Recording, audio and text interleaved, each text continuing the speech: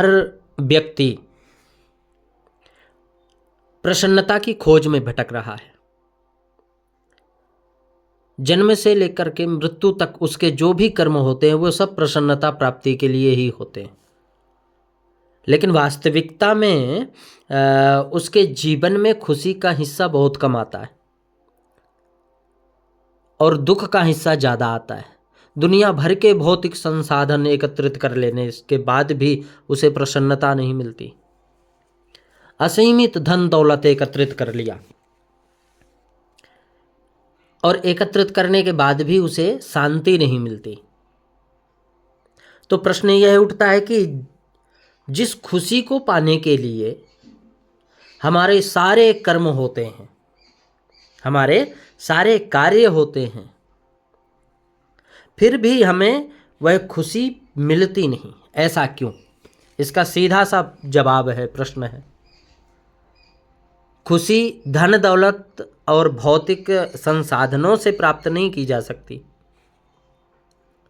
अगर ऐसा होता तो खुशी अमीर लोगों के पास ही कैद हो जाती, जबकि वास्तविकता देखा जाए जो जितना ज़्यादा अमीर होता है ना उतना ही ज़्यादा दुखी होता है। अगर खुशी और धन दौलत में होती तो विश्व के धनी देश सारी धन दौलत छोड़कर भारत जैसा आध्यात्मिक देश में मानसिक शांति के तलाश में नहीं भटकते कभी भी। ये सबसे बड़ी गहरी बात है वास्तव में। अच्छे अच्छे पैसे वाले भारत में क्यों आते हैं? शांति प्राप्त करने। कारण कि हकीकत में शांति तो भारत में ही है, भारत में है। जिस खुशी को जीवन भर हम बाहर खोजते हैं ना, असल में वह बाहर नहीं है, हमारे ही अंदर है।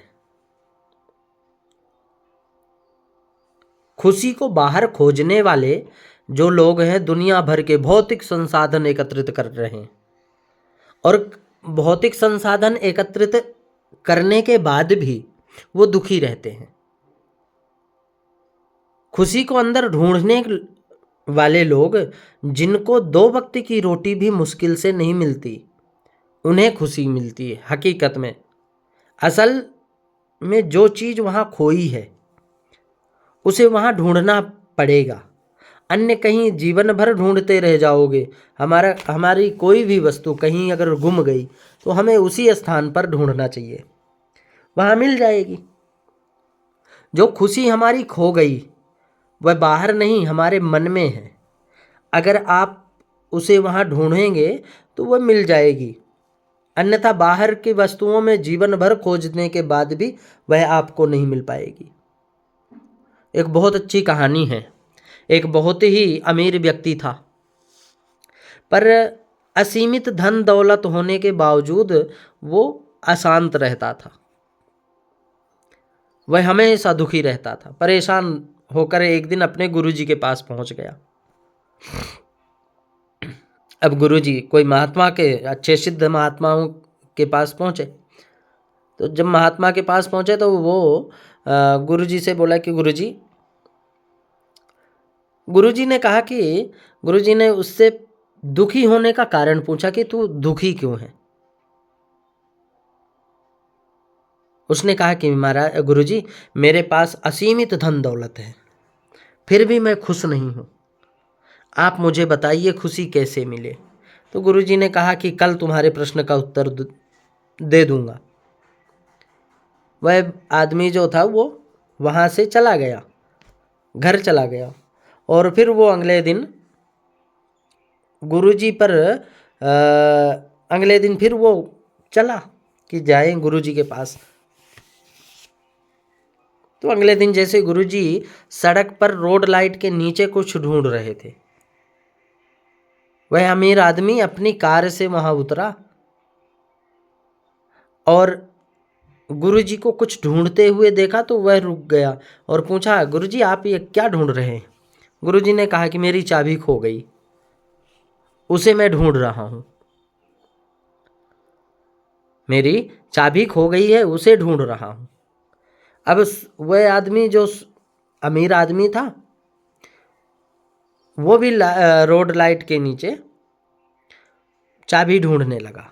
बहुत देर हो गई, चाबी खोजने के बाद भी वह चाबी नहीं मिली। उस अमीर आदमी ने कहा कि गुरुजी, आपकी चाबी खोई कहाँ? आप ये बताएं कि आपकी चाबी खोई कहाँ, कहाँ गुमी? तो गुरुजी ने कहा कि मेरे कमरे में खोई थी, लेकिन वहां पर अंधेरा है और मेरी लालटेन में तेल भी नहीं है, इसलिए मैं इस रोड लाइट के नीचे उजाले में ढूंढ रहा हूँ, शायद यहाँ मिल जाए। यह सुनकर उस आदमी ने, जो अमीर आदमी था, उसको झटका लगा।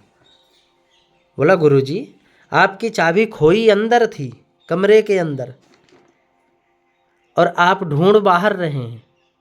गुरुजी ने जवाब दिया कि तुम भी तो वही काम कर रहे हो।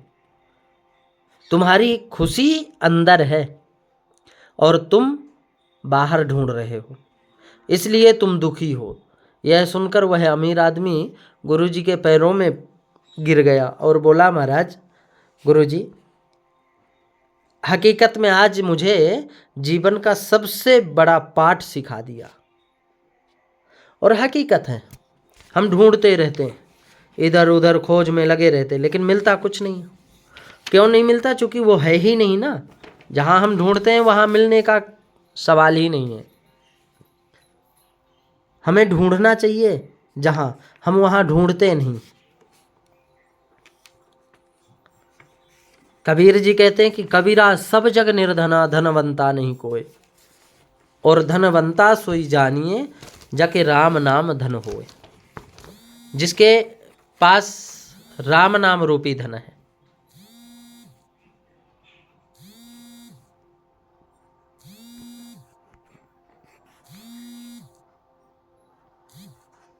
जिसके पास राम नाम रूपी धन है, वो सबसे बड़ा धनी है, सुखी है जीवन में। अन्यथा सभी दुखी हैं। हमें अंदर ही, अपने अंदर ही आत्मा रामो विराजते, आत्मा में भगवान विराजमान है। राम जी आत्मा में विराजमान है। हमें अंदर ढूंढना चाहिए।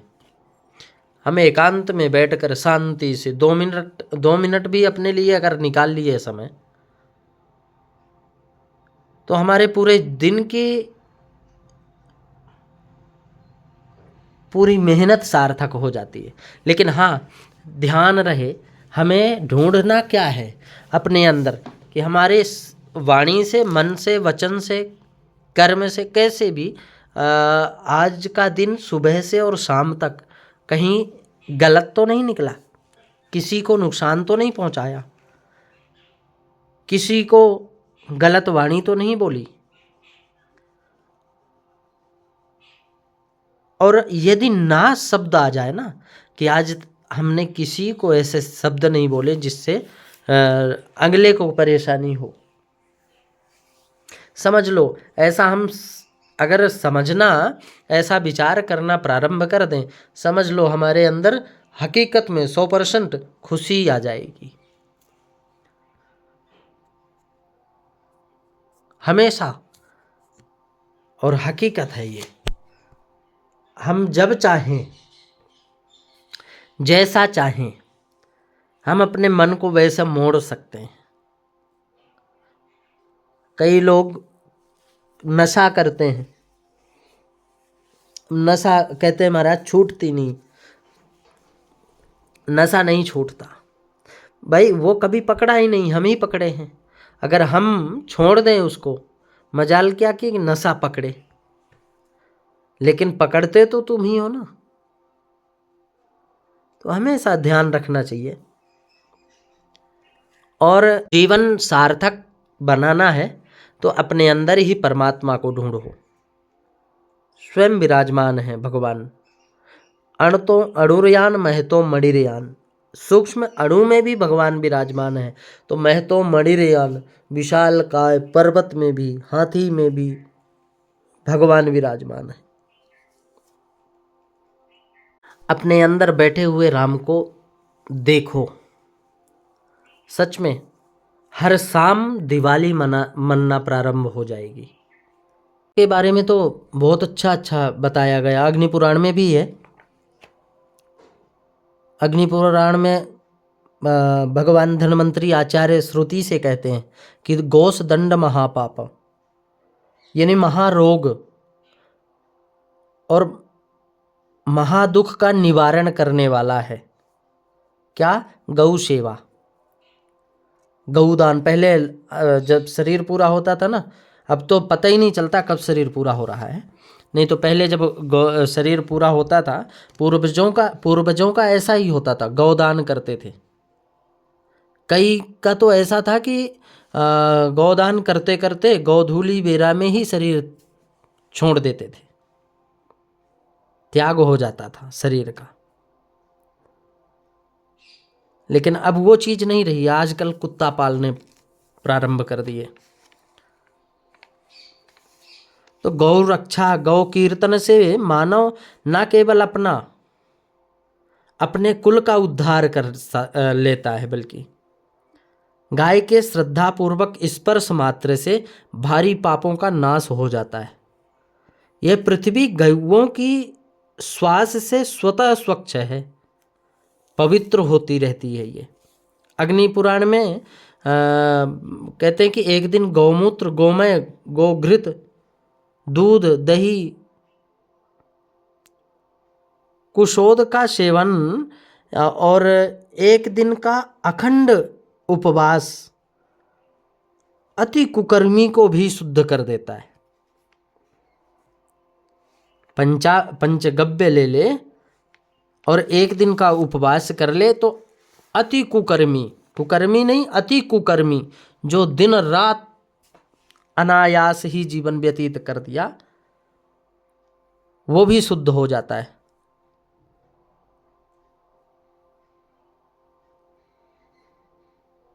देवता और आर्यगण ये अपने पापों का शमन करने के लिए, अपने पाप का नाश करने के लिए इसी अनुष्ठान का परिपालन करते थे। इसमें से प्रत्येक वस्तु का क्रमशः 3 दिन भक्षण करते रहा तो उसे महासंतान व्रत कहते हैं।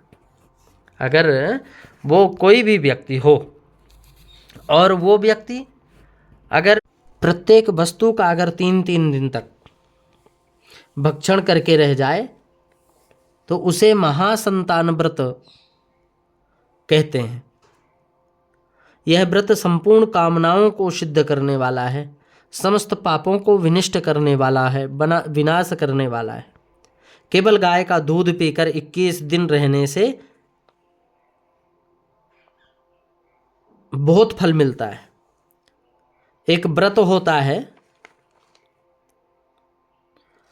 कृच्छाति कृच्छ व्रत। वह व्रत इस अनुष्ठान से मानव संपूर्ण अभीष्ट वस्तुओं को प्राप्त कर पाप मुक्त हो जाता है और उसे स्वर्ग लोक की प्राप्ति होती है। 3 दिन गर्म गौमूत्र, 3 दिन गर्म गोघृत घी, 3 दिन गर्म गो दूध, 3 दिन गर्म, 3 दिन केवल गर्म वायु या फिर जल पीकर रहने वाला व्यक्ति तप्त कृच्छ व्रत कहलाता है। अगर कोई करता है तो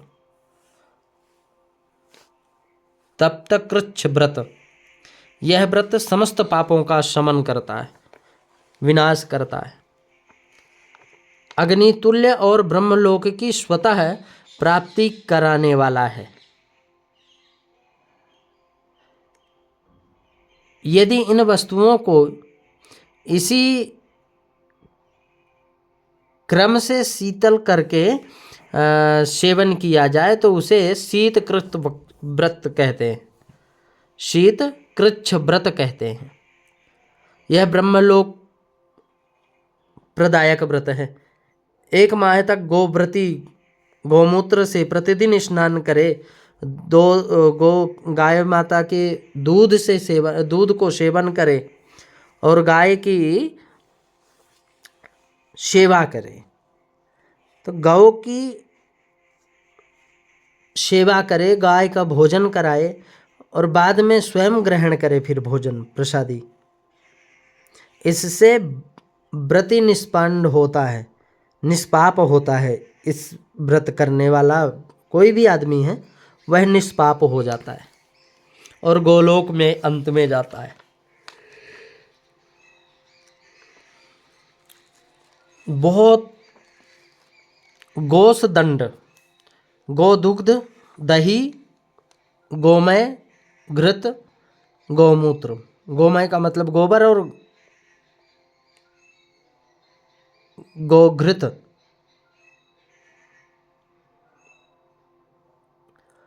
ये